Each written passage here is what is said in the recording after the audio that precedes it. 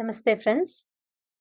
After explaining about me, how I have been through and how I recovered, all the process of my journey, what are the things that helped me, now I would like to just discuss on few cases of digestive issues where people very close to me have been undergoing because of innocent, ignorant mistakes which they don't know and they don't want to follow the right things.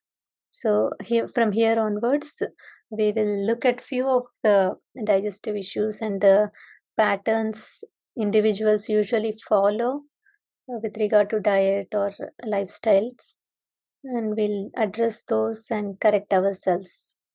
Even if you all have any questions regarding any of the digestive issues that are troubling you, or you or your family members or friends are undergoing such kind of digestive problems, you can mention them in the comment section and we will try to discuss on those issues. This is just to help all of us together, ourselves and our family members.